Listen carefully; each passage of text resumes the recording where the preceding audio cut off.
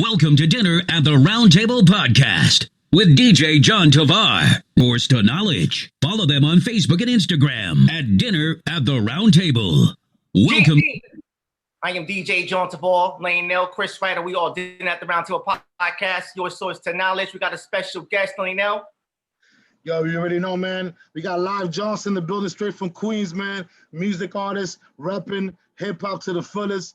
You already know, man. Welcome to the show, buddy. Thank you.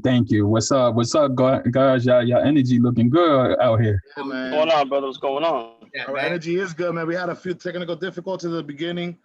You know what I'm saying? A lot of things are going on today. It happens, bro. It happens. It happens to the best of us. You know what I mean? Yes, sir. But we're here now, man. We're making it happen.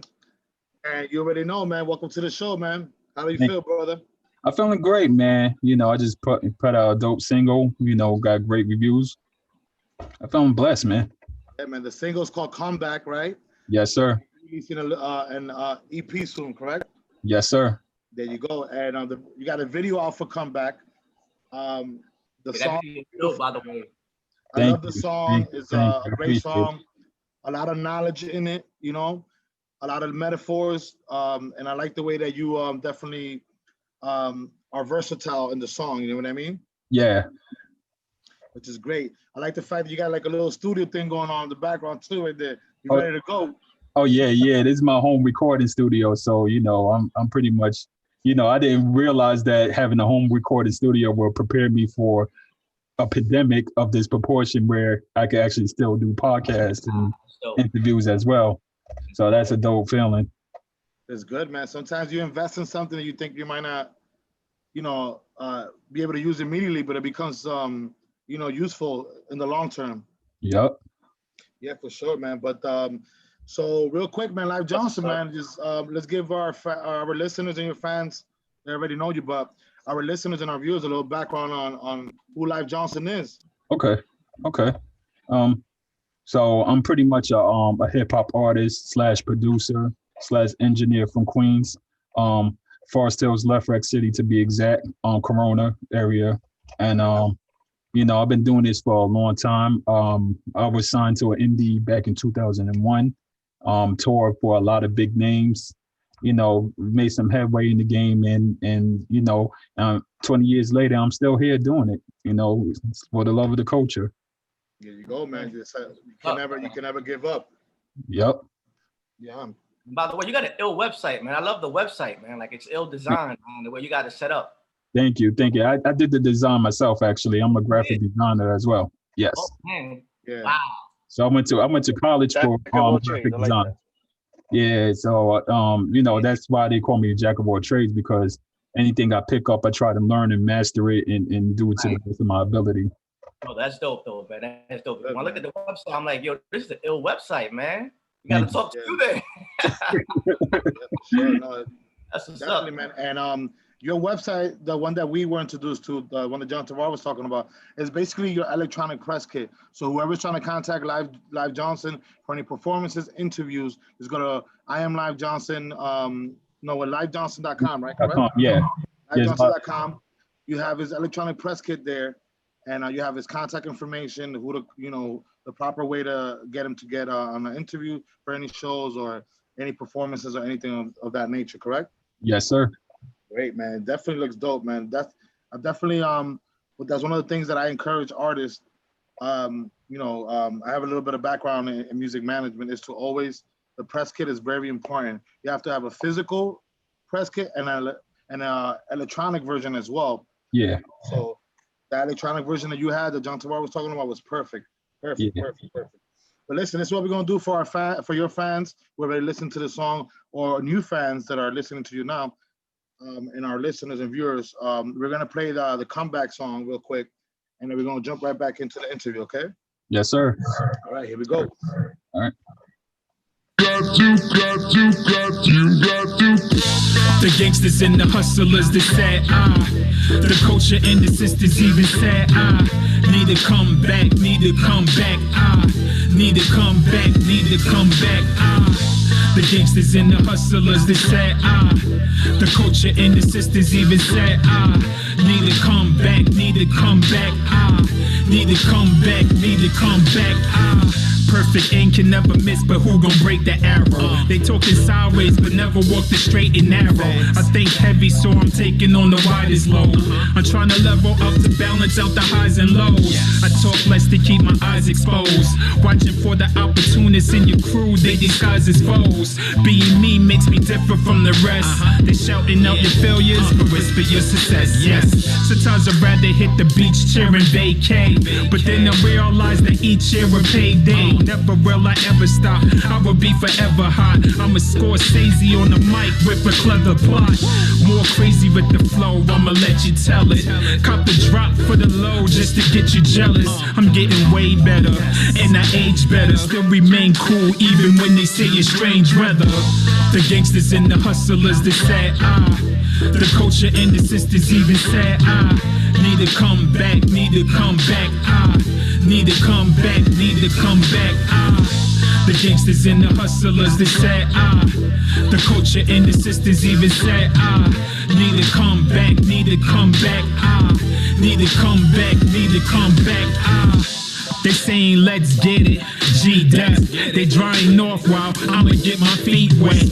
Classic J's for the gear, I keep fresh. Nobody do it like me, keep sweat. They like live, you got that fire all along, but it's hard to hear your truth when you're lying in a song. They celebrate the weak, but ain't admiring the strong. Bring a ruckus when I rhyme, but I'm quiet as the storm is. I ain't trying to be a martyr or a slave. I was smarter and I change and go harder in my ways. Never been bitch, was a starter in my days. Ain't trying to be the artist, I'm the Carter of the game, man. Now my team running, we have the track support. Y'all can miss me with the comments going back and forth. We be the type to pull up on you, that's of course. But let me chill, it's my comeback, relaxing floors. Ladies and gentlemen, you could have been anywhere else in the world, but you're here with me tonight. This is Live Johnson, the captain of the boat speaking. Yeah. I got Ebony Eyes in the back zoning out with me. Michael Bostic somewhere drinking Henny. You know how we do, man. EDC. This is my comeback year, by the way. The gangsters and the hustlers, they said, the culture and the sisters even said, need to come back, need to come back, need to come back, need to come back, The gangsters and the hustlers, they said, the culture and the sisters even said, need to come back, need to come back, need to come back, need to come back,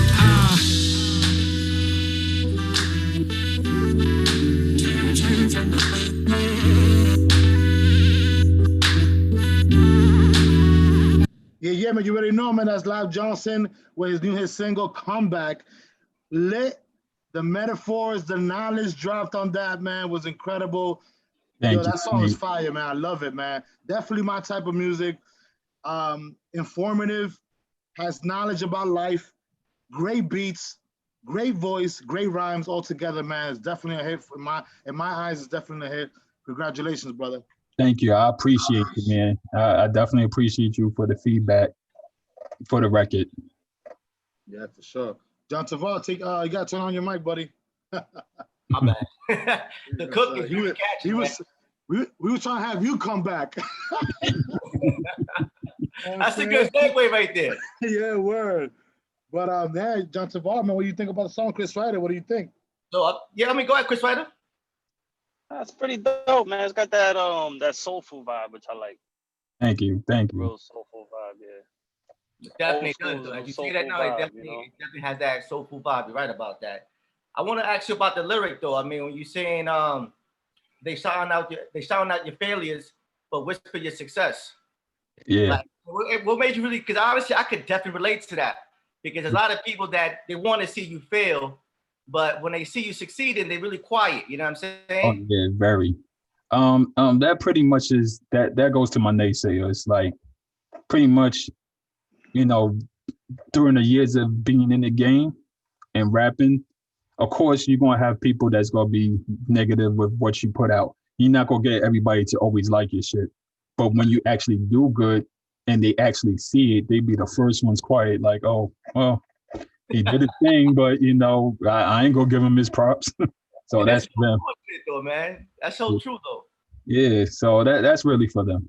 But does it really motivate you though too? At the same time, when you actually see that, where people don't really, really praise you for your success, did that really motivate an artist? I want to say back then it used to motivate me, but my new motivation is my love for the game. You know what I mean? My love for the sport of hip hop. So I would say yes and no. Honestly. Okay. I can get that. So, Live Johnson, what made you start a career in music? Like, what made you like basically get into music? Well, I come from an era of Clue tapes, dudes. Remember them Yeah, joints? from that era, yeah. Those are the dark gray joints, the Maxwell ones. Ooh, you already know. So, seeing cats like Nature, Cannabis, Nas, Foxy Brown, all them the skilled lyricists, trying to outdo each other, on record or freestyles or whatever that's being put out there exclusively for the ears to listen to. That intrigued me into writing, and intrigued me into stepping up my pen more. Word. Really, man. And given the fact that you come from Queens, you got a good background as far as influential artists, right? Yeah. Queens is very heavy in the rap game. Oh, you mentioned a few of them as you was just giving us a brief explanation about how you started music. But I could definitely see, you growing up in the hip hop culture to be influenced to be an artist because you have, such a good influence as far as like people who come from your borough. You know what I mean? Yeah, definitely, man. Like, and it's a beautiful thing to be influenced by a lot of, the people that came before me, and to piggyback from that and try to, not only be competitive with them, but to try to hang with them, and it's a beautiful feeling. Like, and that's something that I strive for when I try to rhyme with my peers, to say. Got you. What part of Queens you from, by the way? But Left Rag, Forest Hills. Oh, Noriega and them. Okay. Mm-hmm. So wow. yeah, I came up around that area. I came up around a lot of hip hop greats. I used to see Arcanelli, Battle Cats, Cool G Rap was there. I grew up around greats, man. So I had to step up my pen, unfortunately. So there was no. So especially that's something that's missing in this game right now. It's that competition, that pen game. It's missing. Yeah. So, to be honest, that influenced me a lot. Seeing them firsthand in front of me and being put into rhyme in front of them, and I'm telling you, it was a nerve-wracking feeling. I ain't gonna hold you. So that inspired me to go harder with it. Like it could be actually done. Wow, that's dope, man. So, Live Johnson, what current projects are you working on, and what is in store for the future? What future projects you have? What are you currently working on now, and what future projects you have available? Okay. So our listeners can know, and your fans too. All right. So I have 2 projects that are currently out right now. Is One Man Band. That's one of my projects that I first dropped in 2016, then Living Legend in 2018. And right now, I'm working on an EP that's coming out soon. Something, a small appetite before the album comes out. I'm working on this album called Live Jewels, and it piggybacks off of my podcast that I do called Live Jewels. So this is more like my testament album, more like, how can I say this? Like the first time I dropped, I was trying to be known. Second time I dropped, I was trying to be accepted. This time, I'm a grown man that learned from my mistakes and learned the ills of the game, and I'm pretty much dropping jewels the whole entire project. That's yeah, man. So in your growth, pretty much, right? Yeah, pretty much. Gotcha. Yeah, man. That's great that you're doing that, man, because you could give your experience and your perspective on what to look out, what to look out for in the music industry for anybody who's trying to get into it, and also just as a human being in general, certain vices and certain things that come in your way that might prevent you from accomplishing your dream. You're expressing that through your music. Yeah, that's great to have, bro. That's definitely great. What's one thing you would wish that you would have known before you started a career in music that you know now? That's a good question. We got you, brother. That's a good question.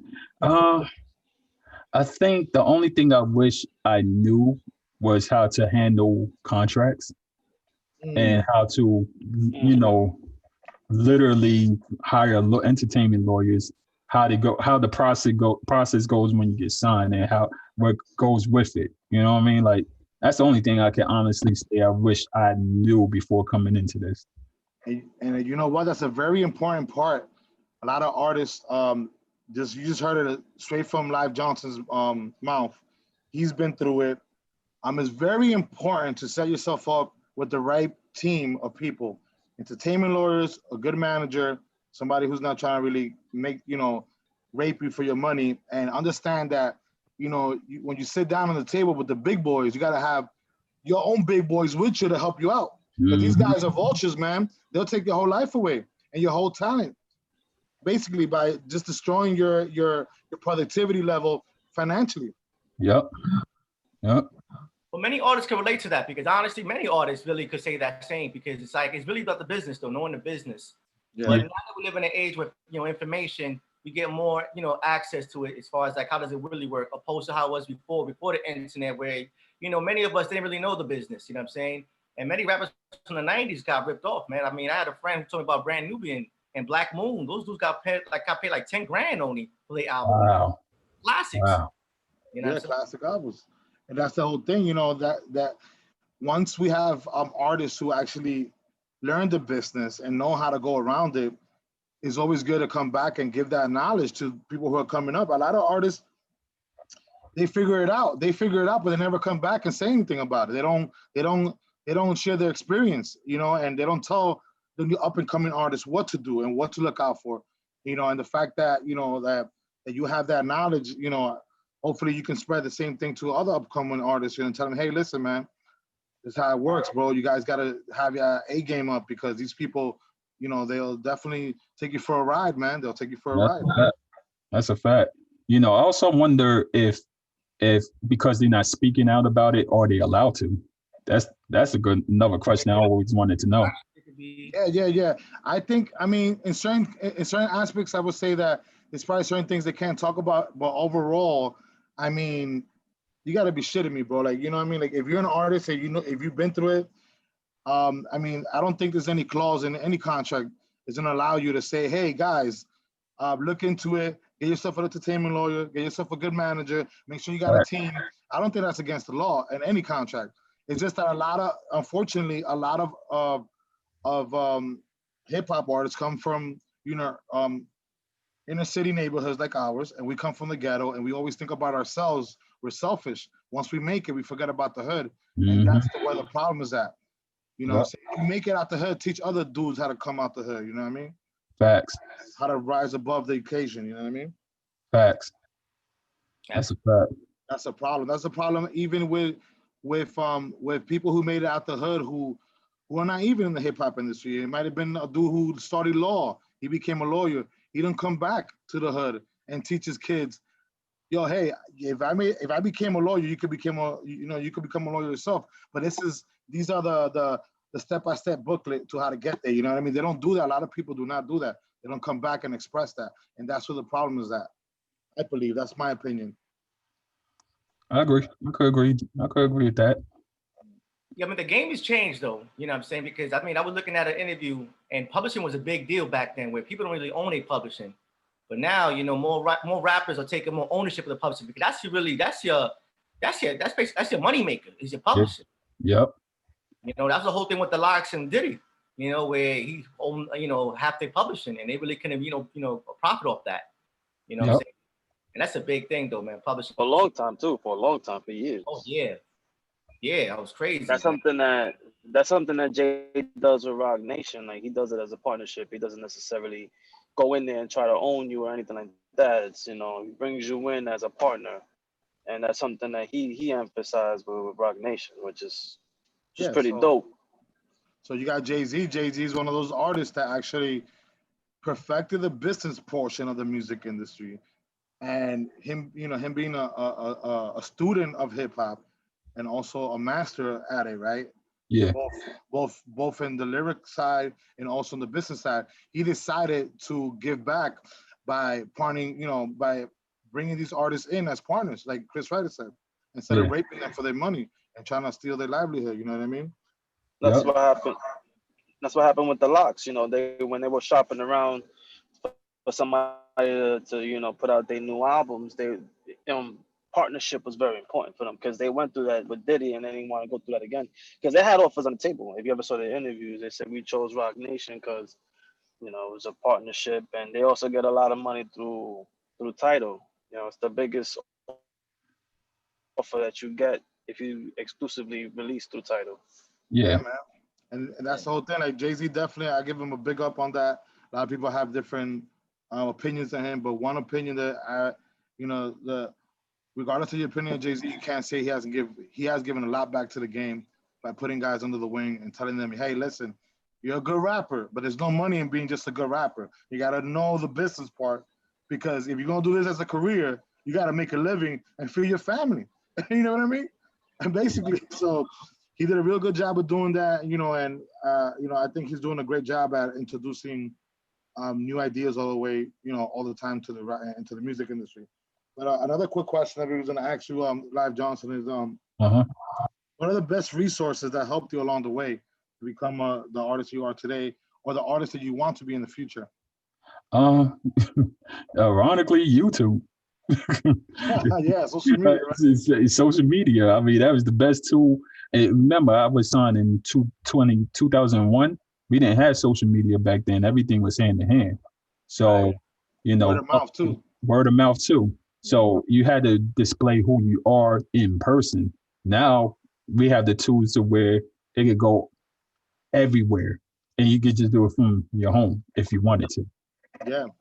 And that's the good thing about social media. And there's a lot of resources now that weren't available back then that you can actually expose your talent without having a big label behind you. Exactly. You know what I mean? You could just do your own thing and basically push the envelope, without having that much financial backup, Yeah. The good thing about that. So I'm glad you definitely expressed that, because social media and YouTube is definitely the way to get yourself out there. But you have to know the algorithm too. You can't just go in there and put up, random stuff. You have to know that it has to look a certain way too. You have to understand that part of it. Yeah, man. Doing a good job though, because that video was ill, man. That Yeah, comeback video, that was dope. Bro. It was dope. Thank you. That picked my attention when I was looking at a video. And your other video, it was bootleg.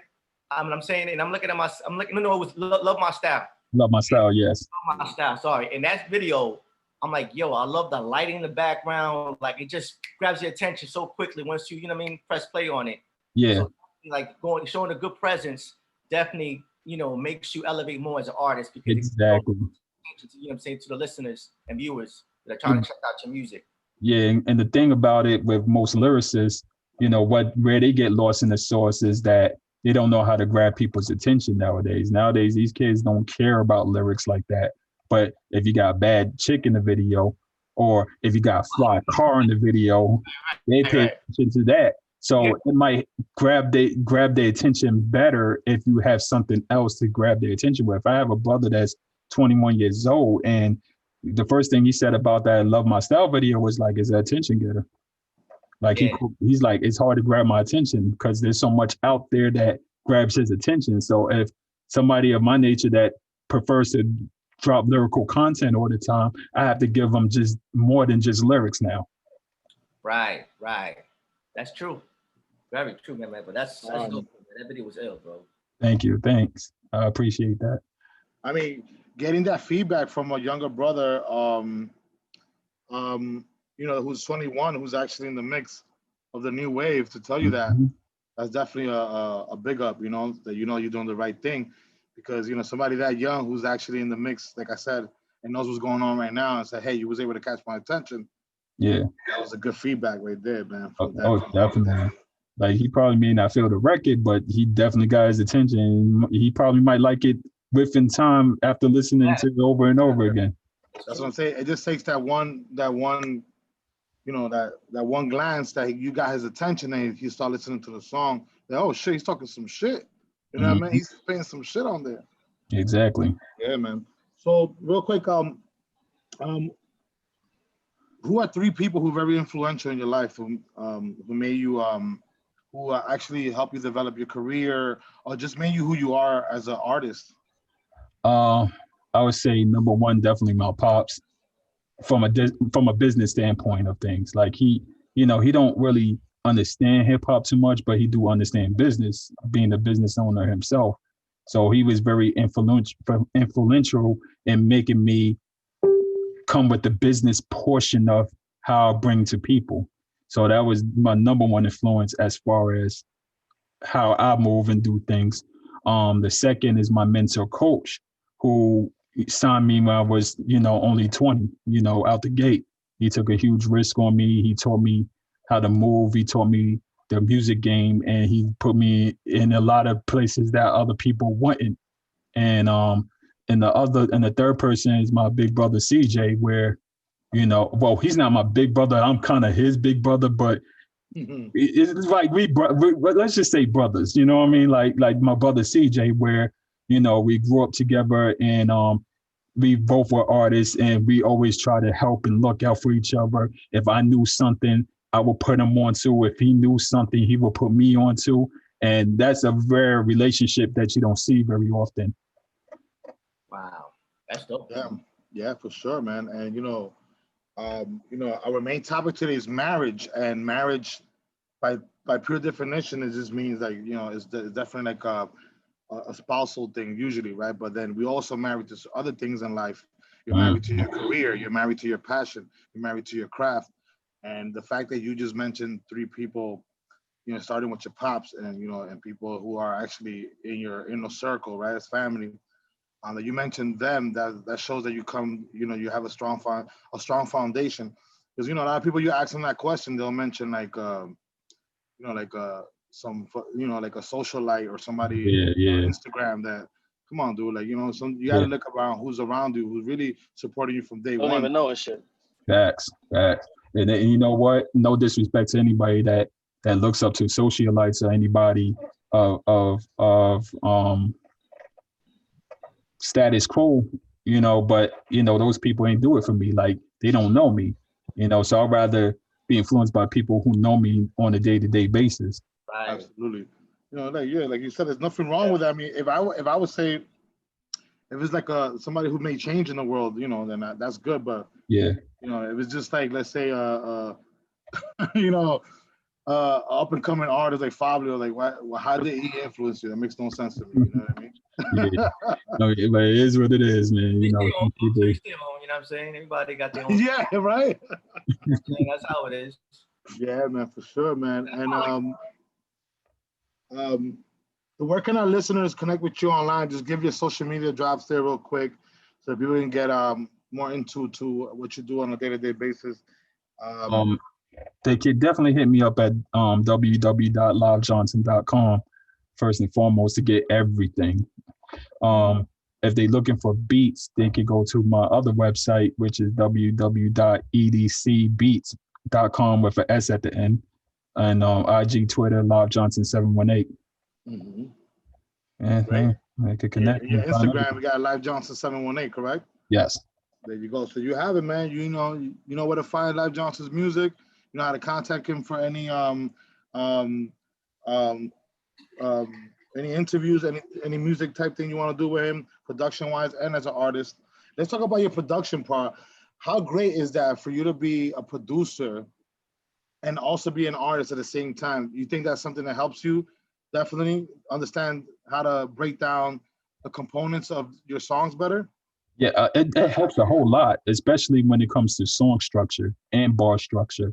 Like, where to hit on a snare, on a hi-hat. Like, it helps you create this song a little bit better than most. But at the same time, a lot of artists, producers catch a lot of slack because they, flack because they feel like, why you got to do two things at the same time? Like, don't you master one thing first and then do the other? But it's like, I don't know why a lot of producer artists don't get a lot of love like they should, but because that's an advantage that many don't have, right? Because I mean, how do we know that actually produces their own music and also raps on their own beats? But you're right about that, because as you were saying that, it kind of made me thought about Eminem and Jay-Z with Renegade. The reason why Eminem was able to out-rap Jay-Z because Eminem made the beat. So he understood the beat. He was able to really flow it and do it differently than Jay. So you're right about that. I mean, you get a better understanding as far as like how you write to the song and how you flow with the song, being that you made the beat yourself. Yep. That's true. That's very true, man. Oh, for sure, man. And you know, you have like Pharrell. Pharrell's, you know, he had a great career because he was from both. He was an artist and a producer at the same time. And you know, and that helps. Like it helps a lot. Even Timberland had his little shine on with the music too. But as an artist, he was mostly a producer, but he had it and he understood, you know, exactly what he wanted to do. Yeah. You know, the rhythm and flow of the beat. And it's Yeah. a little bit easier. Same as Swiss. Swiss beats too. Sure. You know, you got RZA, Dre. Dre. Dre's another one. You know what I mean? I would say he was probably the most successful as an artist. Mm-hmm. And Pharrell, they were both producers and artists at the same time. You know, right? Yeah. They had a lot of big hits. Yeah, for sure, man. But production-wise, man, I definitely want to, you know, get to know you on that aspect too, man. We have a lot of artists that come on the show. We have a lot of connections, so we definitely gonna throw some people your way, man. Definitely, I appreciate that, man. Like, because I definitely want to stretch my beats out there as far as possible to different artists in different genres as well, not just hip hop. You know, eventually I might mess around and try to do a pop record just to see if I could do it. You know what I mean? Like, so. Because you got a lot of talent, though, man. I mean, I could definitely see that you really like when you're really invested in what you do. Yes. Because you knowing that you produce your own stuff, you rap, you know what I mean? You made your own website. That speaks a lot of volumes, though. You know what I'm saying? Sure, man. And it's good that you do it because it makes you out of pocket. Well, you know what I mean? Outside of other artists, because so many artists are not as big as they are because they don't go outside of their own, you know, genre. That's why Akon became so successful because he was able to break out of hip hop and just R&B. He was able to do pop, and that's what made him a national star. Yeah. And experts say, man, that the most successful people, just not only in music but just in general, are people that take risk. You got to take a risk. You got to jump out of your norm and take a risk into something that, you know, you might know a little bit about, but not too much, just to, you know, uplift yourself and get to another level of understanding in life, right? And, you know, experts say that people who take risks are the ones that really become the most successful ones. If you think about it, man, just think about it. Anybody who's been successful that you know about, you read about, they've always taken risks. Jump out of their comfort zone. They jump out of their comfort zone and do something that's not the norm. And boom, it works out for them because, you know, they just don't give up, right? Yep. Yeah, man. Chris Ryder, you got any questions? Don't make money, right? Did you ever think you'd be in the game this long? No. Honestly, no. That was a good question. He was silent the whole time, man. Yeah. He was saving that one. He was like, I got the best one. I was letting homeboy, you know, do his thing. But you know, it's definitely, you said that you would sign back in 2001. Yeah. So that's like 18 years, 19 years ago. Yeah. You know, that's a long time. Very long. I was reading the other day, a lot of artists, you know, that they last 5 years, that's like crazy. And then if you last 10, 15, you know, that's legendary status. You know? Pretty much. You know, and there's plenty times I was on some like, yo, I'm ready to give up type shit. And what made me get out of that notion was the fact that I still love to write. You know what I mean? I literally love to do beats. So that's the only reason why I haven't stopped. Otherwise, you know, I would have been stopping.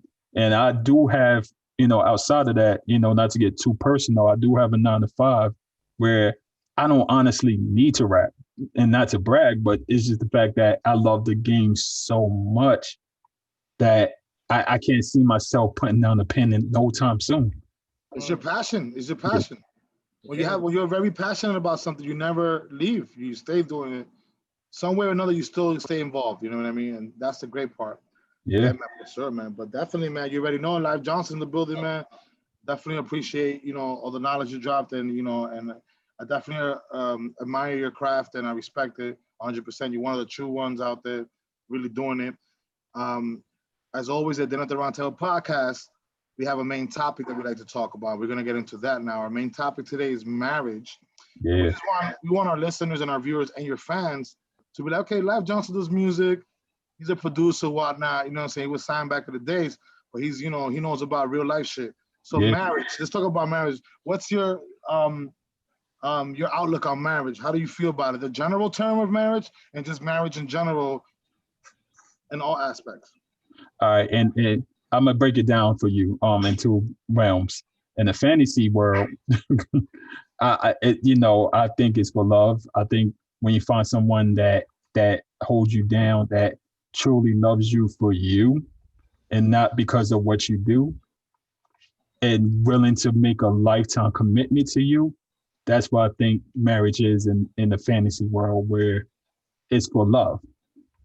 In the reality world, I think marriage is for business. Oof, oh my God. You hit it right in the nail. Literally, I swear to God, right before we started, I was having a conversation with a friend of mine who's a United States Marine veteran, right? Yeah. And he said that to me. He said, yo, I was talking to my wife about buying this new house, but I'm like, you got to help me out. Marriage is the business. Yeah. I mean, if you want to talk about it, it's the one with the best chips that wins, right? Mm-hmm. On paper, that's what it is. You pretty much signing your life on paper. And what signing your life is on paper is business. It's a legal contract. That's pretty much. Legal contract. You know what I'm saying? Where if you break that contract, it's going to be consequences. And pretty much.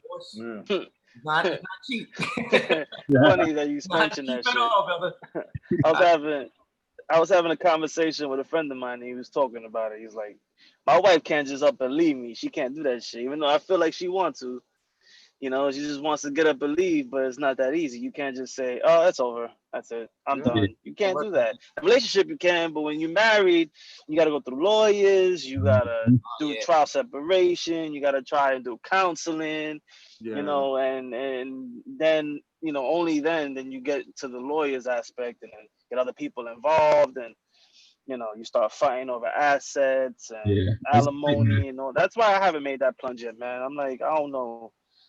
And I don't know about that one. The hardest type of marriage is, like, on the breakup tip, if you ever get divorced, is the ones that really own shit together. Because if you're poor, you don't own nothing.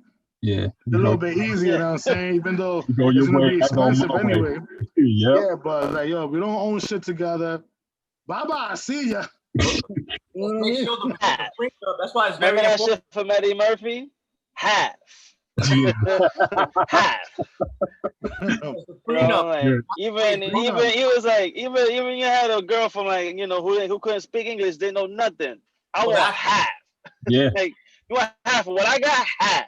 Half automatically. Man. Listen, prenups. I'm a very big believer in prenups, especially if I met you after I had all my chips. You know what I mean? If I got all my chips lined up and I meet you after that, you weren't around for that, you weren't struggling with me, you're not getting shit from me like that. No, I'll give you a severance package like employers do and send you off. I'm not giving you half my shit. So you can stay on my insurance 6 months. I'll give you 10 grand to get the fuck out of here. That's a slippery slope now to do that prenup shit, man. That's a slippery slope, because it's like you might offend your partner, and they're like, oh, so you think this? You don't trust me? You think, and in your mindset, you're like, but then you're going in it forever. Yeah. I'll be like, I'll be like this. I don't trust don't last. I'll put it easy. I'll be like, I don't trust myself. I might give you too much bread at the end of the day, so let me just do this for myself. Yeah.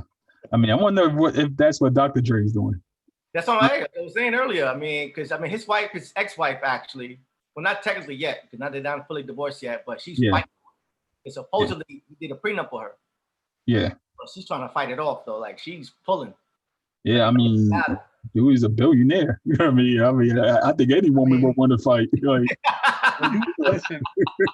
when you got that much, money, wife, richest woman in the world. Yeah. When you got as much money as Dr. Dre, you married to somebody like that?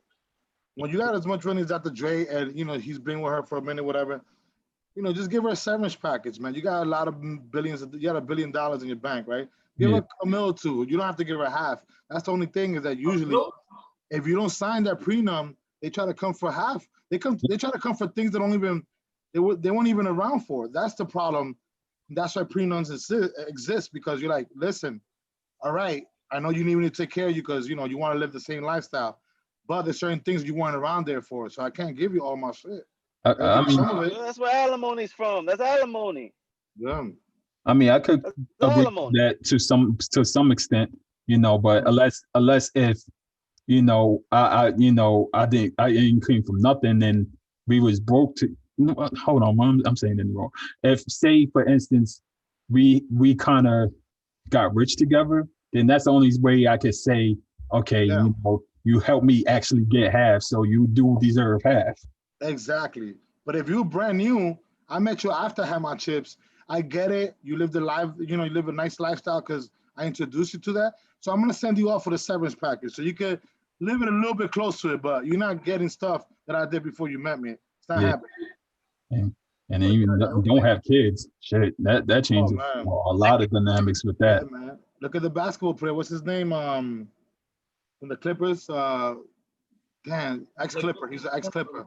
Ex-Clipper, What's his name? The guy who used to dunk a lot. I Blake- just forgot his name. Huh? Blake Griffin? Blake No. Griffin. I just said On it. child support alone. I I just didn't forgot even his know- name, man. I didn't Yo, know child what I was support's talking about, to be honest with you. I Yo, just, child support's ridiculous. really? Yo, Damn. Yeah, It was in the newspaper the other day. He's gonna play like a whole bunch of. I'm gonna look it up right now, actually. But because he with was like a marriage, murderer. you have kids. You're only talking about child support. You're talking about spouse support. Yeah. Yeah, so you he pay. has You spouse pay. support and child support. So 'cause I mean, That's that's what happened with Nas too, with Khalees. You know what I'm Yeah, saying? yeah. Not police took him for everything. Yeah, she did. Yo, she did. Everything. I'm surprised he even got money left over now. For real. Yo, she's definitely And capable. he's got probably more money now than he did before. Yeah. Oh yeah, So she's listen. definitely making more money now than before though. That's for sure. That's So for sure. Blake Griffin is set to pay $258,000 a month in child support off of one kid alone. Woo. Yeah. Ah, damn. Ridiculous. You gotta That's be kidding me, ridiculous. bro. You know, that was the beef that was the main beef that 50 had with his baby moms, because he's like, yo, I paid for all this shit and you still want more money? Like, I'm giving you more, like, I think he was like 10, 20,000 a month. Like, that's a month. That's not like, that's a month, bro. That's a lot of money. Yeah. You know, and this guy is worth 60, 70, 80 million. She's like, hold up, you worth that much money. I'm only getting 10, 20 G's. I want more. And he's like, no, I'm not getting more. That's it. So that's what happened. And with he's Blake not Griffin. wrong for that. He's not wrong for that at all. Yeah. So that's exactly what happened with Blake Griffin. He was giving her $40,000 a month, and that wasn't enough for her. She wants $260,000 now. That's ridiculous because whatever, that's your child is different. I'm not responsible to take care of you. I'm supposed to take care of my son. I'm giving you 40 grand. That's it. That's all you're getting. Why I gotta take care of you? He was giving 40 grand because that's what he thought was right for his kid. But now it seems like she wants some of that money for her own self because she's asking for close to 260,000 a month, which is like almost $3 million a year. Ridiculous. It's crazy. That's ridiculous. That's ridiculous. It's insane. How can he sustain that? Yeah. After he's done playing, how can he sustain that? It's insane. I mean, I guess they could go back to court and bring it down to whatever he's making after retirement, but it's insane, man. It's insane. Did they grant that to her? Did they grant it to her? No, it's in the court system right now. Mm. Yeah, so that's what she's claiming that she wants. That's the thing that to me is like it's unfair, man. It's unfair. Like you have great dads who take care of their children, and these women they don't do shit, and they want to continue to take. Well, by law, they could take up to 17%. Okay. So depending on how much salary it is, but by law, they could take up to 17% of your income. Mm. You have two children, it'll be 25%. So that's a quarter of your salary. You know. Mm. Let me actually rectify that. He actually is supposed to pay $258,000 a month. He was supposed to start paying as of 2019, and he's only been paying 32. So she's taking him to court because he hasn't been paying what he was supposed to pay. So that's what's going on with Blake Griffin. But anyway, back to marriage, man. Back to the topic. Love and marriage. Nobody's getting married. Most marriages are really basically ended by money reasons. Yeah. You know what I'm saying? And that's the part where most men really now, because I actually did a research. Fidelity too, right? Fidelity Well, is yeah, big too. definitely fidelity, but money definitely plays a major role. And this is why many young men do not get married. That's why the marriage rate has gone down from 2001. It dropped down to 29% of young men from 18 to 35, will get married. The other, 71 choose not to get married. And it's really because of financial reasons, It's like a financial trap. Look, I went to 2 marriages the last two weddings like the last like couple years, and they spent at least 30-40 grand. It's about to go on for a wedding. You could take that money and put that to a house, put a business that can make you more money, but 40 grand for a wedding, like, to me personally, I just can't like do a wedding like that. The wedding is mostly even if I had the money, I still. Yeah, I agree with you. Like, I can't just sit there and like. The wedding is mostly for the women. The women's the one that want to show off to their friends that they got a good catch. I caught a big fish. She paid $50,000 for a wedding. Yeah, I mean, to be honest with you, me and mine, whenever we do decide to cross that road, we ain't doing a wedding either. To be honest, like I don't see myself paying 20-30 grand for a wedding when you could put that into property. I mean, you could probably do a wedding, but do something small, something, rent a hall down the block from your crib or some shit. X, I mean, it may look good. It may look good, but you know what? Love ain't no price on love. I mean, in the fantasy world. Yeah, because you're really spending that for a party. That's really what you're spending it on, is for a party. Pretty much. That's what it is. So it's for a party, and to feed everybody there. And then if you get divorced in 3 years, you spend $50,000 for no reason. Yeah, you invite a whole bunch of people to come there to eat, get drunk, and then they don't even leave you an envelope most of the time. Facts. Or gift. Facts. They just can't. But that's the point. That's kind of the point of the wedding too, though, for them envelopes. Because technically, if you invite 100 people and they give you anywhere $100, $200, they're pretty much paying for the wedding right there. Like, if they leave money, which you're supposed to leave something, Yeah. But I mean, marriage really started, if you think about the history, it started people getting married at home. Later on is when they started to really make it into like a whole big event. You know what I'm saying? Because wedding planners, and I know a couple of them, they told me that's a big business. If you want to make some money, like wedding planning, oh my God, that's a big business. You know what I'm saying? Like, look at the Kanye. They're beautiful parties, man. Beautiful. Huh? Yeah. They're beautiful parties, man. Wealth, though. It's basically to basically display how much wealth I have by having this big, wedding. But in actuality, it's just only a one-day event. You know what I'm saying? You spend so much money on something like, our guest, Live Johnson, just said, that could be, invested in something else. You know what I'm saying? Where, look at Kim Kardashian and Kanye West. They spent $2.8 million on their wedding. And they could be on the verge of divorce. They could do that. They could drop 2.8 million. That's like dropping money you have, $200. You spend the amount of money. I don't care how much money you worth. That is absurd. To me, it just makes no. I agree. You know what I'm saying? $2.8 million. You could do with $2.8 million. I want to know what was it spent on. I need a break. But some people, they have so much money, they don't know what to do with it. They don't know what to do with it. It's like they got so much money, they don't know what to do with it. They're like, they'll just spend it on the dumbest shit in the world. Like, let me spend $2.8 million on a chain that it could get stolen, and people gonna have it on IG saying, "Oh, I got this and that." Yeah, that's just crazy overall, but just the whole concept of the wedding, though, at least. You know what I'm saying? Because again, I'm not really like I'm not against marriage, opposed to as far as like if it's for you, it's for you.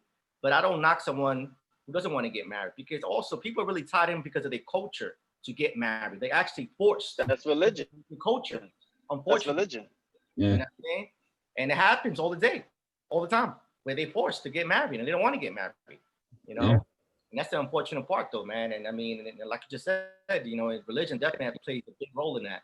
Where they forced, even like young kids who are forced to get married to a richer person. Like me, I've been getting like scolded and screamed at lately because I don't want to make the plunge yet. But it's like, in my head, is like I don't got the money, Because then if to get a freaking engagement ring, how much is that? That's like what, 3 months salary? That's another thing too, man. So you're dropping like $1,000, $2,000 on a ring. Yeah, alone. And then on a loan, and then on top of that, a wedding is like even a cheap wedding is like $10,000. Yeah. I ain't got 10 G's, man. I ain't got 10 G's. Like, I'm thinking about other things that are more important that I'm focusing on. I ain't focusing on paying $2,000-$3,000 on the ring. I'm not focused on that right now. But women don't see that, you know, and I might get in trouble for saying that, but you know, they don't look at that aspect of what the priorities are right now, especially the way the way things are. Yeah, I think, and the funny thing is, one of my closest homies just had a wedding during the pandemic. So he was asking me, because I just started getting into videography. He's like, how much would you charge? I'm like, dude, I never shot a wedding before. Like, I wouldn't know what to do. So I wouldn't charge you that. Like, I would be the one person. But he's like, nah, I'm just trying to lower my budget so I don't have to spend a lot of money to get a actual real videographer. You know, and I'm like, dude, we're in a pandemic. You still gonna have a wedding? He still put it off. I mean, more power to him, you know, and hey, I hope they stay together, but shit. So, yeah, real quick, I want to share some facts from Time magazine, right? Yeah. As to why people really, you know, jump into marriage, right? So, according to their statistics, and this was a statistic, a survey back in 2018, 88% of people actually get married because of love, right? Okay. Oh, I'm in love with you, blah, blah, blah, I want to marry you. 8%? 88%. Interesting. Yeah, 81% gets married because they want to make a lifelong commitment to somebody, right? Okay. 76% is for companionship. Okay. 49% is for having children, right? Mm-hmm. 30% is because of a religious recognition or religious tradition, right? 49%. Yeah. It's part of their religion. They have to get married, right? Yo, this is crazy. 30% for the religion, right? 56% is for financial stability, financial security. So 56% of people get married for financial stability, for financial security. So, hey, you got the chips? I know you got bread. I'm gonna marry you, right? Wow. And 35% get married for legal rights and benefits. So it basically falls into the same thing as financial stability, because if you know somebody got money, you're gonna marry them for that reason, then you get legal rights and benefits, correct? Yeah. So those are statistics by the Time magazine as to why people get married. You know, so just to give that little fun fact there. I was gonna pull it up here, but yeah, I want to see. I want to see that because that's very interesting. You said 88% about love. Like, yeah, I gotta be the female then, because no, I mean that's what their intentions are for love, supposedly, but we all know that's not the truth. Yeah. Wow. Yes. That's crazy though, man. That's insane though. But one thing I'm very certain though. I mean, it is really more for security reasons though. If you really understand marriage, really, it's really for security reasons. And again, I'm not knocking on anyone who gets married. You know what I'm saying? Because I mean, I can never say never. You know, but I'm definitely certain that it's really for security reasons. And again, you know, most of the divorce is really because of monetary reasons. You know, people not able to really make ends meet. And I got one of my closest friends, you know, we had a conversation yesterday, you know, and he's been married for 6 years already. And man, he was like, yo, I never knew that I was going to walk into this trap. You know what I'm saying? And like, yo, man, it's like, because it's a life, it's a commitment. You know what I'm saying? It's a commitment that you got to make in life. You know, it's a lot. Yeah. You know, it's a lot, man. So, I mean, like I said, like a lot of people get married under false pretenses, right? And that Time magazine survey definitely explains that, because you gotta be shitting me. Not everybody gets married just because of love, right? So that's what people say when they get interviewed. Oh yeah, I got married for love. But on the low, they got married for another reason, right? Correct? They were forced into it maybe because they had a kid, religious beliefs, financial stability. It's a whole combination of different things, right? Yeah. So marriage, it's a big issue in society, and I would suggest to our listeners and viewers, and to Live Johnson's fans, that if you want to get married, that's what you want to do it. But just beware. Yeah. Yeah. Dun, dun, dun, dun, dun, dun, dun. Counseling before you do it. Educate yourself about marriage though, because like Yo, you're gonna get a lot of hate mail for this one. You know what I'm saying? You get a lot of hate mail for this one. Hate mail? Well, not for males though. You know what I'm saying? Not for You gotta males. talk smack about marriage. I don't like what Nelson said. I don't like what he said. Yeah, I got a lot. I mean, They married at your own risk. I already know. I'm telling people, I'm just telling people the truth. And I'm just letting them know, if you want to get married, do it, but just beware of the consequences, of the benefits and the consequences. We're gonna have a female on for marriage part 2 on another episode, so we can have a female perspective. Yeah, you know. To be like, so now I heard you don't want to get married. You're against it, huh? What's up with that? Huh? Fuck that shit. I mean, many people, they'll force you guys to get married though, because they'll put so you don't love me like that then. Oh Yeah. That whole pressure. Oh yeah, listen, that's the number one thing. Oh, you don't love me. You don't want to be with me. That's what it is. You don't want to get married. You don't want to build this life. And then you've been here for like 10, 15 years. Like, where the hell am I going? I ain't going nowhere. I've been here for a while. Where am I going? I've been with you for 15 years or 13, whatever the time. I'm here. I ain't going nowhere. But why you need that title? They just want to feel that validation that you ain't going nowhere for real. But in reality, you ain't going whether you married to them or not. Some people you just, that you just deal with them because they've been there for you since the beginning, and you just want to keep that going because that's who you want to be with. Marriage shouldn't have to define that. Yeah. I mean, if that was the case, you would have been left. And I think been left already. I've been like, bye. I don't think they understand that. Actions speak louder than words when it comes to that. So, hey. Hey man, it's like women don't understand that, man. They don't understand that. They don't care if you show it or your physical presence or what you've been through. They don't care about that. They want that ring and they want that title to say, "You here with me now." Yeah, they definitely want the title. You're right about that. Just to kind of like look at my ring, whatever. You know what I'm saying? Yeah. A lot of the times it's just to show off to their girlfriends too. They caught a big fish. They want to show off their wedding. They want to show off their ring. They want to show what they got, right? And of course, they want to be like, "Oh my God, ladies, my fiance has the perfect hairline in the world. His hairline is so beautiful. He's got his own personal little IG. It's called the greatest hairline ever." That was a shot he took at me, Live Johnson. He said, he's got a super hair. He's got a super hairline. What's his barber? Where he goes at? Where'd you find this man? All these men be having crooked hairlines, but his hairline, beautiful. I think I'm gonna sign you up to take a haircut with my barber so you can stop talking about it and get your own lineup. Nah, I'm good, bro. My barber on point, bro. Yeah, but listen, man, for our listeners out there, our listeners and viewers out there that are listening, we're just stating our opinions of marriage. We're not opinion, ladies, it's opinion. We're not here to discredit anybody who has a lovely marriage. If you have a lovely marriage and you guys get along, that's great. For those who do it for the right reasons, we applaud you.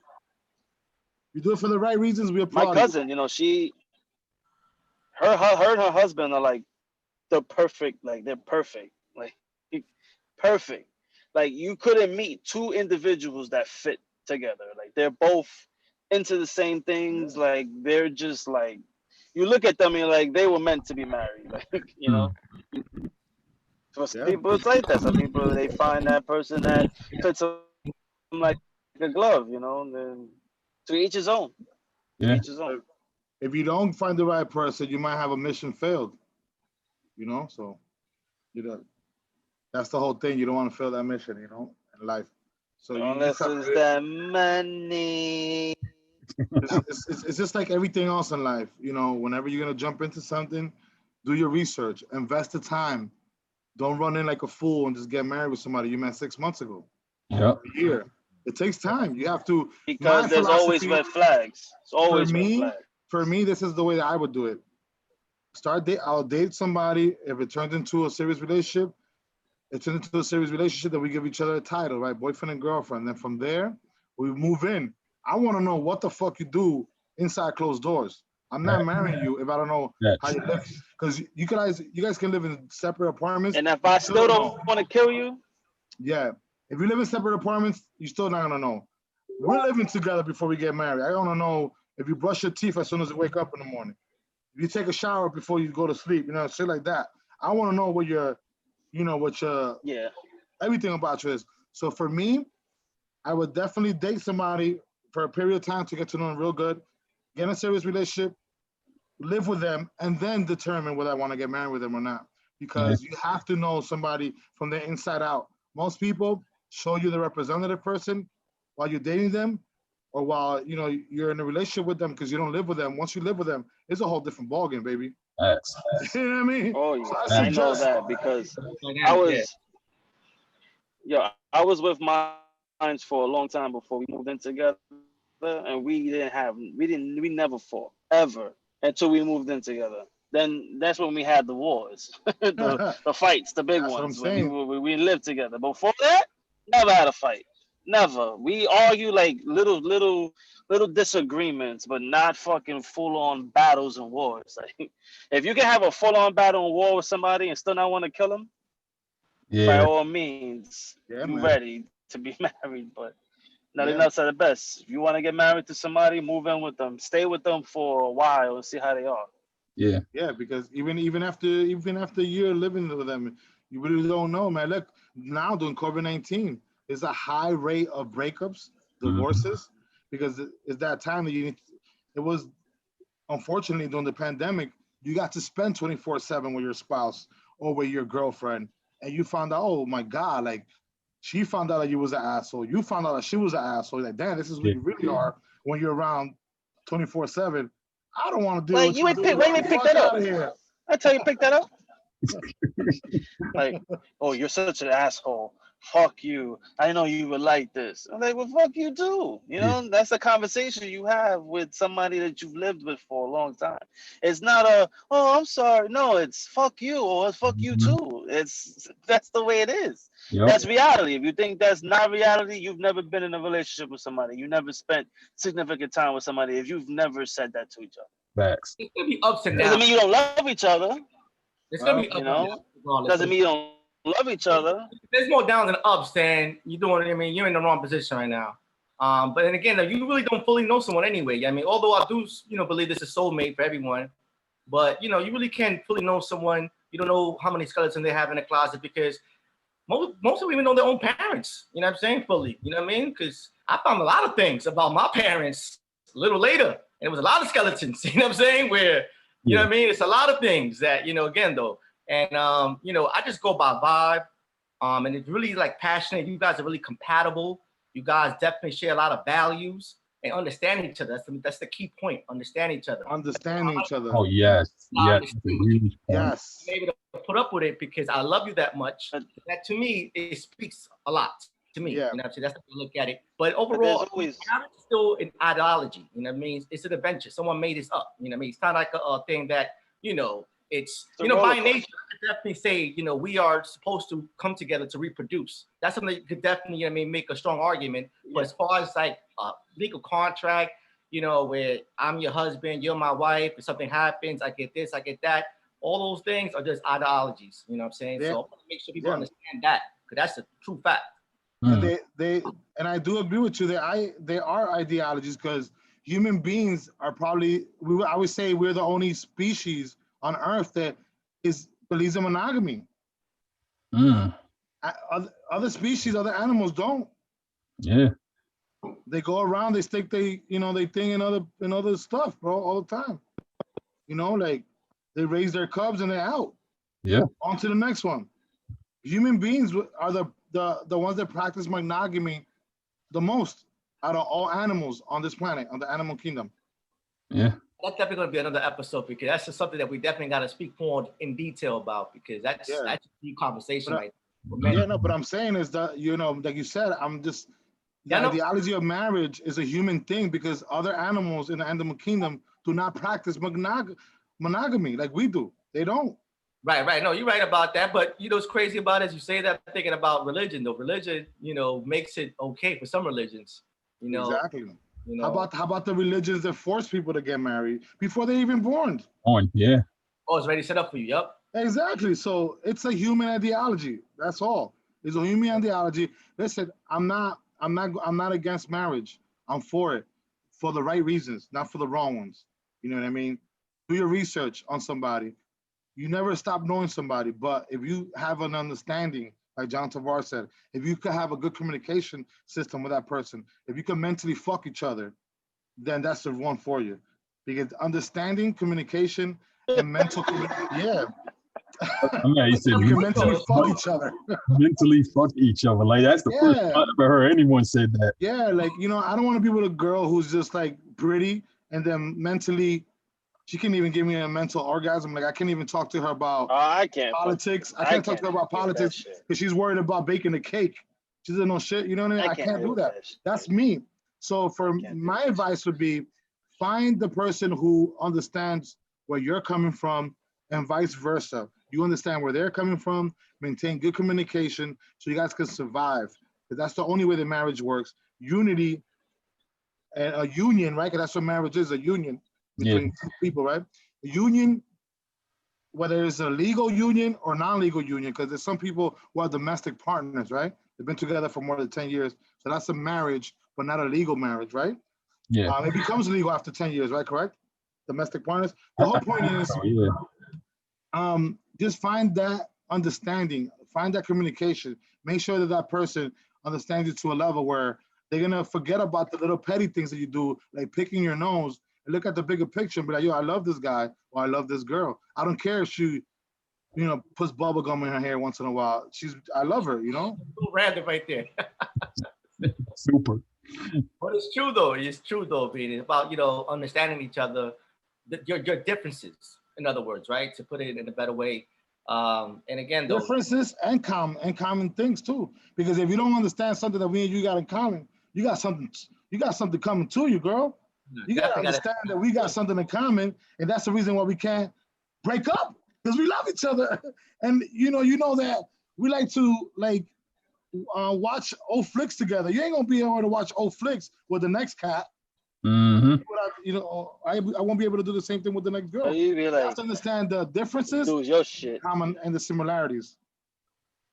Yeah, definitely, absolutely. You know what I'm saying? I mean, what they're saying is opposite attract sometimes. Which certain people that the wife could be night, and the husband could be day, but they so happen to still be compatible because they still understand each other and they still have some common things that they could relate to with each other.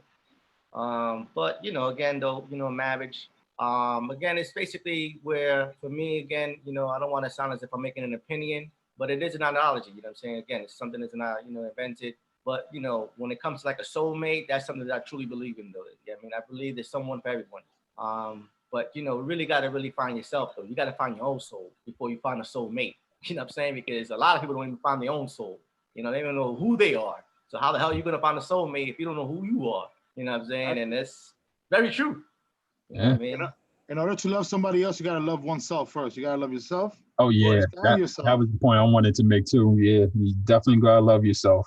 Because if you don't, how are you going to pass love to somebody else? You know what I'm saying? Yeah, absolutely, man. For all those that love themselves and love somebody else, congratulations.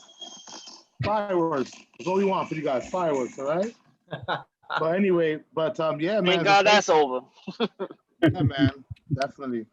But marriage on a spousal level, but let's say marriage at a career level. Some of us are married to our jobs.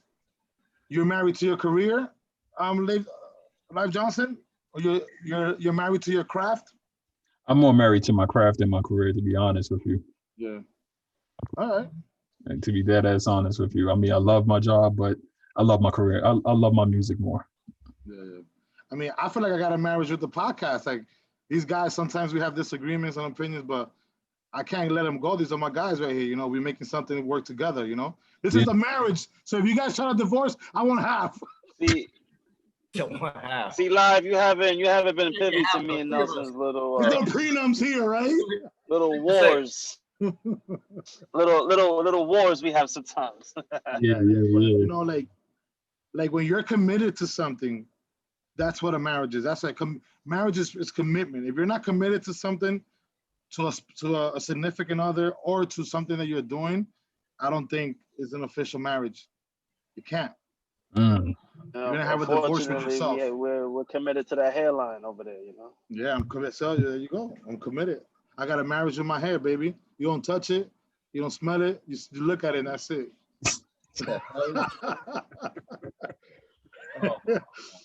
Yeah, I mean, listen. I was married to my career at one point. You get jealous. You get jealous. You know. Yeah, I was married. You get jealous looking at that hairline.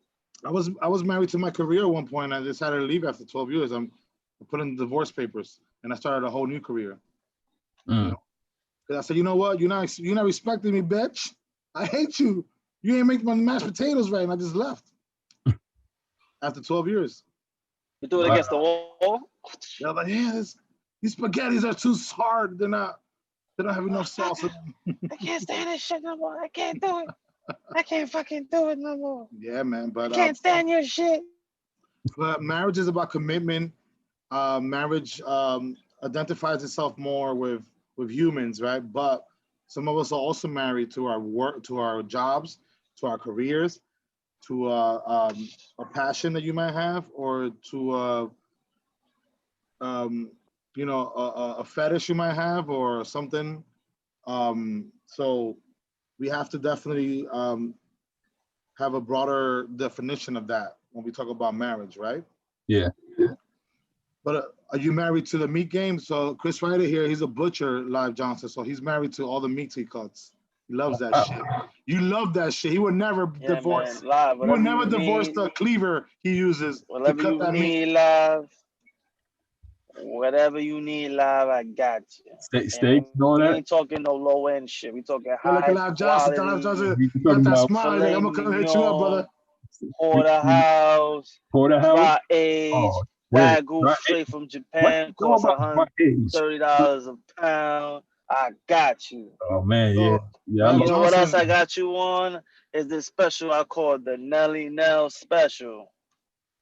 The Nelly Nell special. What's that?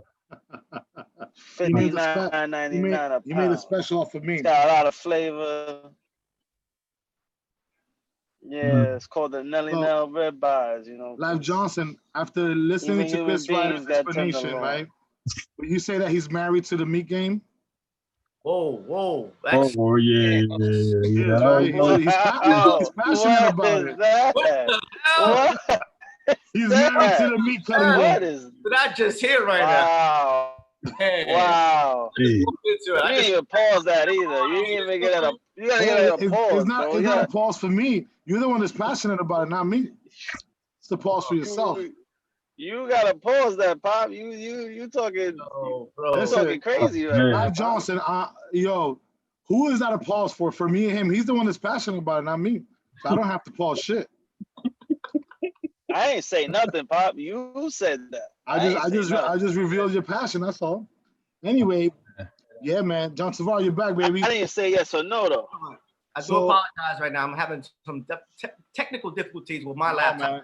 Today was a crazy day. There was a lot of updates going on. I actually read that Spectrum had an issue with their Wi-Fi too.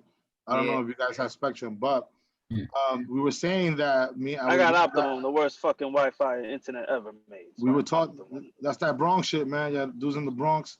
Anyway. Lame right now. Shit terrible. Yeah. I hate Bronx. Shout out to my Bronx and Brooklyn cats. No choice, but they got it the worst, man. They were Optimum. Fucking worst ever, bro.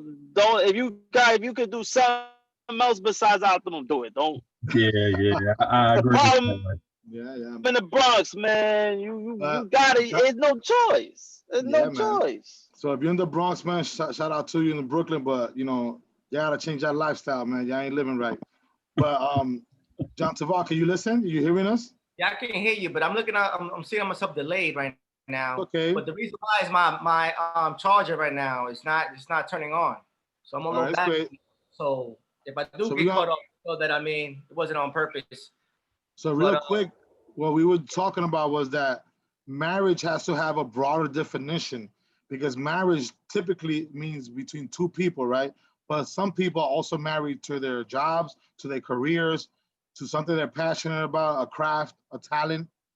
Have you experienced that? Have you experienced that yourself? By definition, I mean, the second definition of marriage is actually a combination or mixture of two or more elements.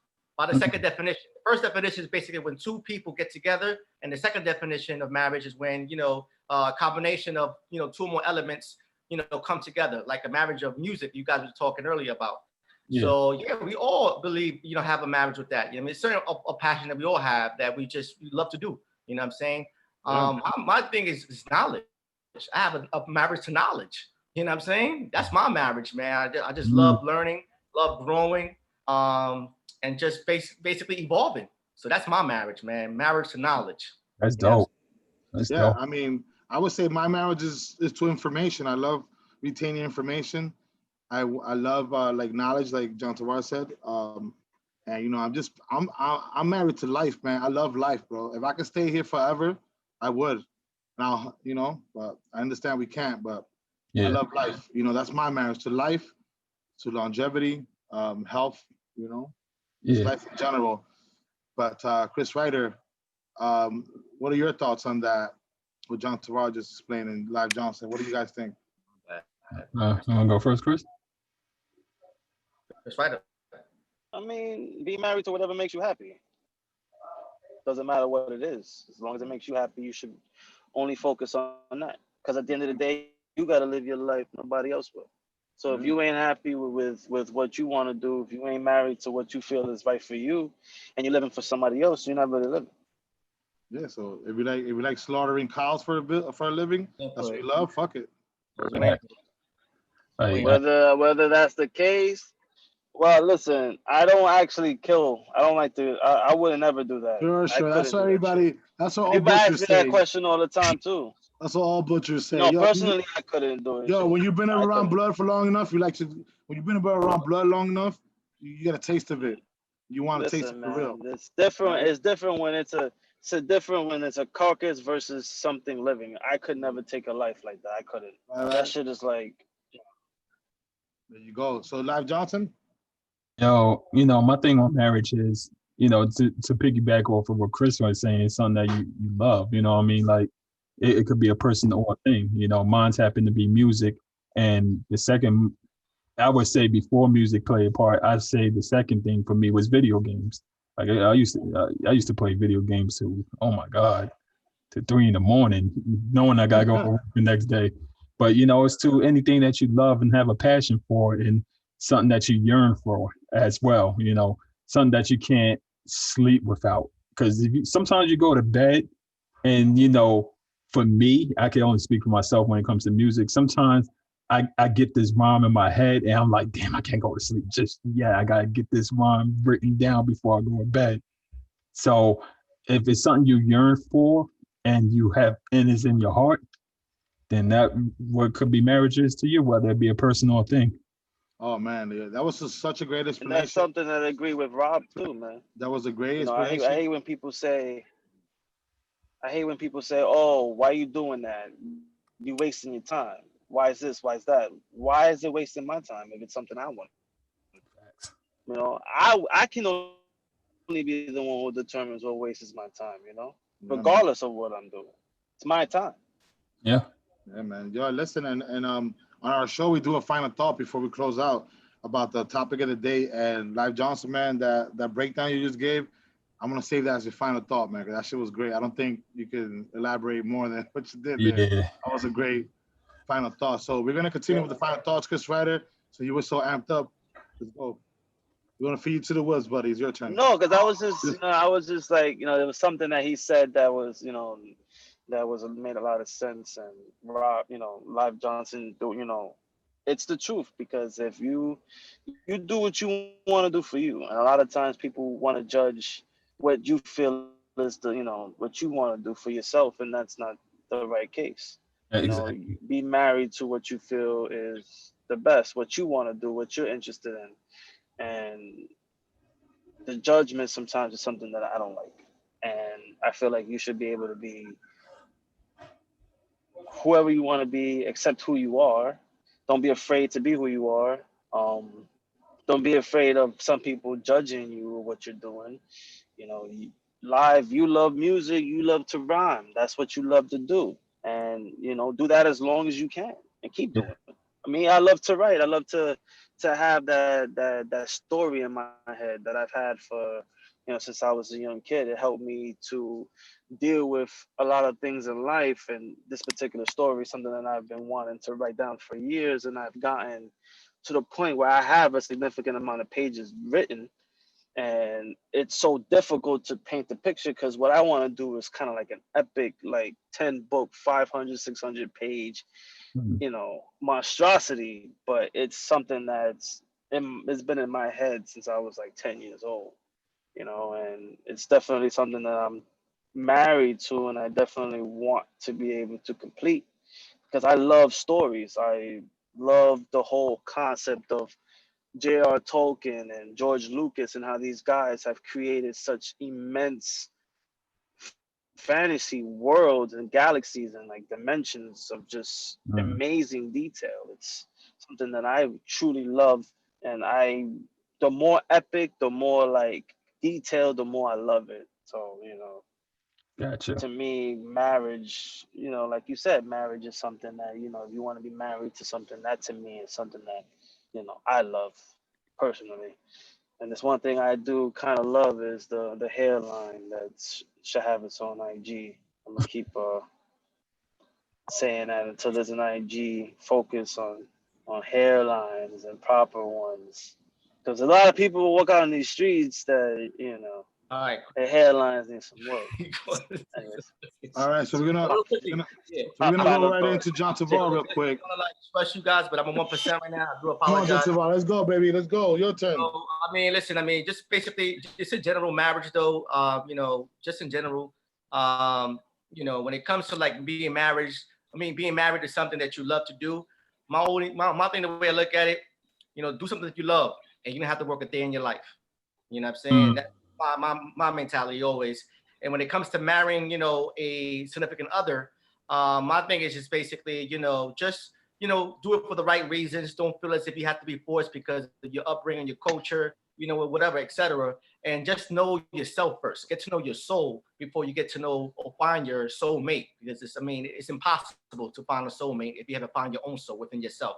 So I'm gonna sign off with that. If I do get caught off, man, Live Johnson, man, it was a pleasure to have you.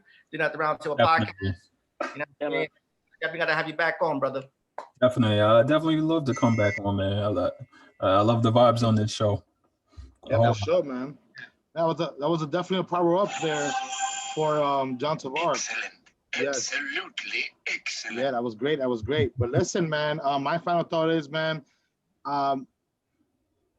marriage, if you're gonna marry anything, whether it's a person, place, or thing, make sure that you're passionate about it. Make sure that you know that it's a commitment and that you're gonna have longevity in it. Don't get married to anything that you don't believe in or anything that you're not passionate emotionally about.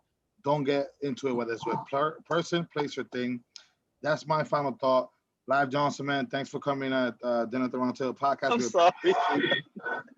My man, this is some grammar.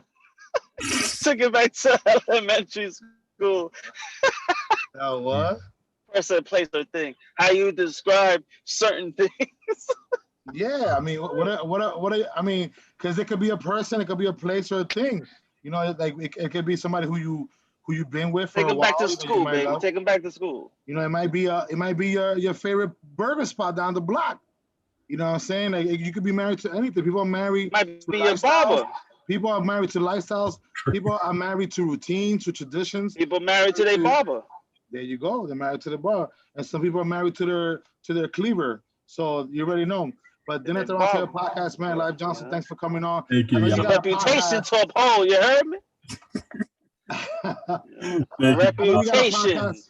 Live is all about reputation. Live is all about reputation. You can't walk in these streets without a proper hairline. You heard? Yeah, for sure, man. Thank God I got a good reputation. But Live Johnson, I know you got your own podcast. One day, man, we will want to integrate both of them so that we can do like a little marriage between our podcast for like at least an hour, right? Hopefully. You know. And is that through DTF Radio you do that? No, that's through StreamYard. Okay, great. Yeah, I have no ties to that radio station, but you know I should, but that's another story. That's dope, man. But I'm glad you came on the show, man. We're definitely gonna be likewise, supporting your music and your movement. For our listeners and viewers out there, check out "Comeback," the new single. Watch out for the EP. When is the EP dropping? I don't have a specific date for that, but just know it's soon. It's very, very soon. So we'll keep our listeners updated. You know what I'm saying? As soon as we see what you're doing, you put up something regarding that, we'll definitely inform our viewers and our listeners through Instagram and on the show. And yeah, man, shout out to Ivy Productions for introducing us and making this interview pop. You know what I'm saying? It's my peoples right there. You know what I mean? Shout out to what up? Yeah, man. And is anybody else you want to give a shout out before you? Definitely my rider, Michael Bostic, KDK, of course. You know, Team EDC. I definitely want to shout out my lady Jessica. I don't know if she's listening. She's probably watching Netflix. You know, definitely shout her out because she's been with me through thick and thin through this rap shit. So, you know, I definitely got to shout her out. And a couple of people that I made amends with recently where, you know, we spoke like men and we get over as men. So I got to shout out as well. Yeah, that's great, man. It's always good to make amends, especially with people who you think are important to you, that something happened on the line, but you got to fix that, patch it up. You know what I'm saying? Because life is short. You know what I mean? You don't want to leave this world having animosity towards people. You know what I mean? It really is. So. Oh, man. But Live Johnson, man, thanks for being at the Dinner at the Roundtable podcast live every Monday at 7:30 Eastern, man. We appreciate you, brother. Pleasure to have you, brother. Stay in contact. Peace out, brother. We're going to end it up with Come Back. You hear?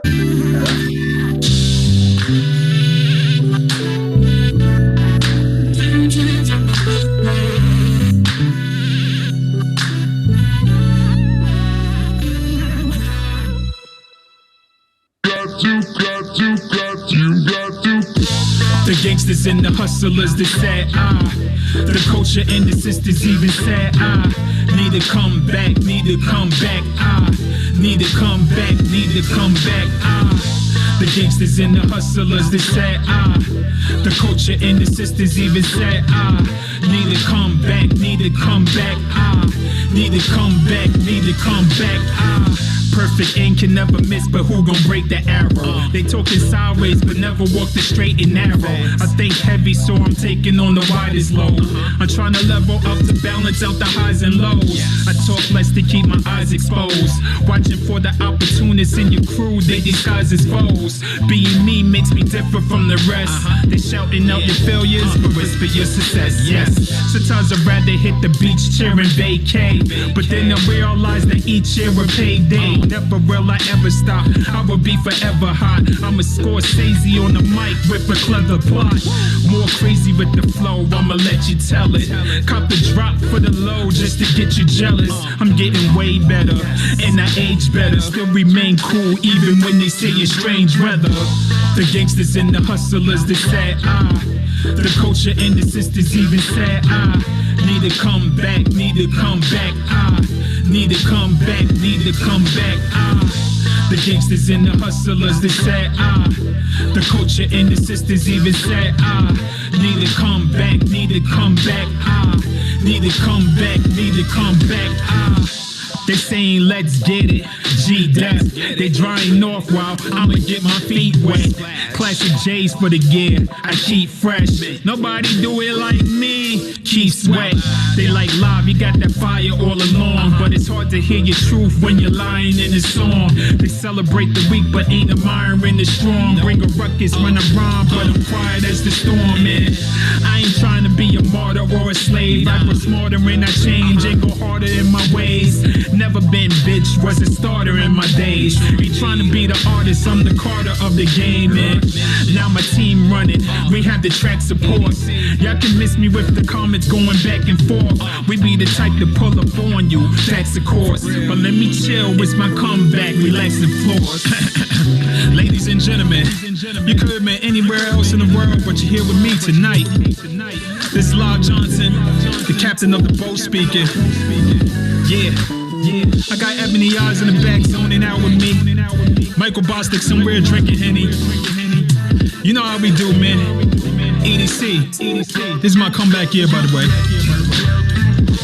The gangsters and the hustlers, the sad the culture and the sisters even sad need to come back, need to come back, need to come back, need to come back.